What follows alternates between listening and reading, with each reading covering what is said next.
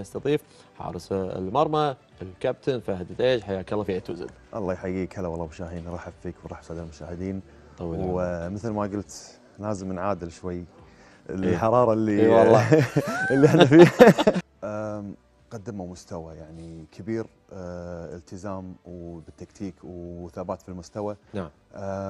انا بالنسبه لي مباراه البرتغال، انا واحد من الناس كنت متوقع ان المغرب راح تطيح قدام البرتغال. حلو. يعني ما كنت اتمنى بس كنت متوقع. حلو. المستوى اللي ظهروا فيه المنتخب المغربي امام البرتغال كانت كانها، يعني انا طبعا ليش توقعت انهم راح يطيحون؟ قلت يمكن راح يكونون بنشوه الفوز امام صح اسبانيا. صح. اي بس اللي شفته للامانه مستوى كبير. كانها يعني مباراه البرتغال كانها شوط ثاني من مباراه اسبانيا. حلو.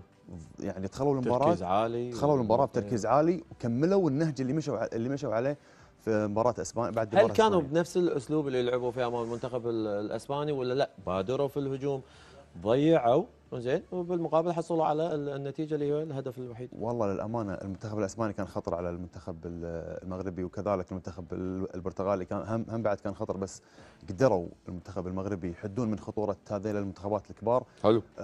ونجحوا ومبروكين ونبارك لهم ونقول لهم يعطيكم العافيه، وان شاء الله تكملون للنهايه باذن الله. والله يا ابو شاهين هذه كره قدم يعني، واحنا اللي شفناه الصراحه يعني ما في مستحيل في كره القدم. حلو. هذا يعني واللي قدموه المنتخب المغربي صدق ما تستبعد؟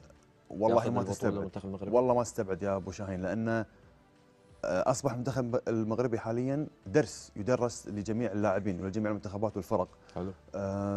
ما في مستحيل في كره القدم، واتوقع انه يوصلون النهائي. لان هل كنت متوقع ان يتعادلون مع كرواتيا، يفوزون على البرتغال، يفوزون على اسبانيا؟ ما حد كان متوقع هذا الشيء. فان شاء الله يوصلون للنهائي وياخذون البطوله. انا ضد التصريح في الوقت، يعني كان يعني ما كان وقته، بس صحافه ولهم حق الجواب في هذا السؤال. نعم. اللي انا بوصله انه مو لان كريستيانو هو الثغره انا قاعد احتياط. يعني هو على كلامه ان انا غير نادم على ابقاء رونالدو. في الاجهزه، هو عند برايه عند الاجهز من رونالدو. المنتخب البرتغالي في وجود رونالدو على الاحتياط قدم وسجل البديل الصراحه. لاعب صغير ولاعب واعد وقدم مستوى. بس السؤال مو هني، احنا ما نبي نقول لو نمشي على لو، بس انه لو ما قدم اللاعب اللي دش وسجل، حلو، هل راح تقول والله يا كابتن ليش قعدت رونالدو على هذا؟ بس قدم المنتخب البرتغالي وكان، وللامانه يعني حتى وكريستيانو كان على مقاعد الاحتياط كان تكتيك ممتاز والمنتخب كان ممتاز وادى المستوى صراحه. يعني انكسر هو انكسر يعني انا اللي قريته بالمشهد انه كانه مخذول يعني. يعني خذل المدرب. انا اللي شفته ما ادري. حلو، هذه الصوره اللي تشوفها. هل كان في اتفاق بينه وبين المدرب انه يكون راضي انه يكون هذا في اتفاق بينه؟ بس انه اللي شفته كانه مخذول يعني انت شفته يمكن لما دخل فرصه من فرصتين يعني كان ممكن انه يسجل. نعم. وجود كريستيانو يا جماعه، ترى كريستيانو رونالدو يعني وجوده ممكن في اي لحظه، ممكن في اي لحظه يغير مباراه. اكيد طبيعي. وجوده داخل الملعب هيبه، قياده، يربك الفريق الخصم. نعم. لو هو، انا اقول لك شغله، لو هو لاعب اساسي اقول لك ممكن يعني نعم. كانت عنده الشانس انه يثبت اكثر، وممكن يسجل اكثر، ممكن. بس انه احتياط ولعب بدقيقه 80 يعني ما وين في مجال انه ممكن يسجل. جميل.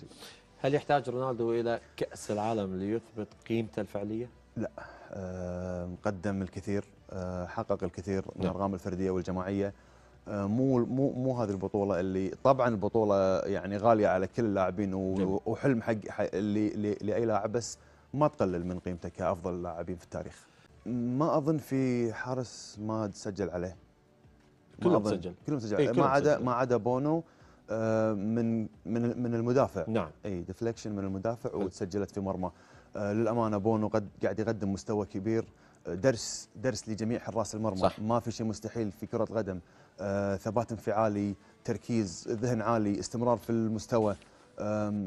صراحه يعني فاجأنا بونو في هذا المستوى في هذه البطوله، وان شاء الله يا رب ياخذ افضل حارس. عندك معايير في هذا الجانب بخصوص افضل حارس مرمى في كاس العالم؟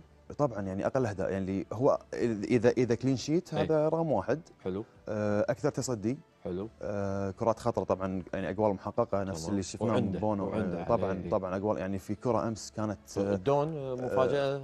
كانت هذه يعني لو داش هذا تغير المباراه مليون بالمية. صح. هو مو دون، هو الدون صلحها اظن. في تسديده تحت هذا الدون، في تسديده فوق. هي حتى اول كره في المباراه، الكره الثابته اللي نزلت من بعد المدافعين وطلعها. شكرا. نعم. فهذه دخلتها في اجواء المباراه. صح. يستاهل بونو صراحه اذا كمل في هذا، يعني هو يعني الحين ما عليه غبار، هو من افضل حراس في البطوله في المونديال.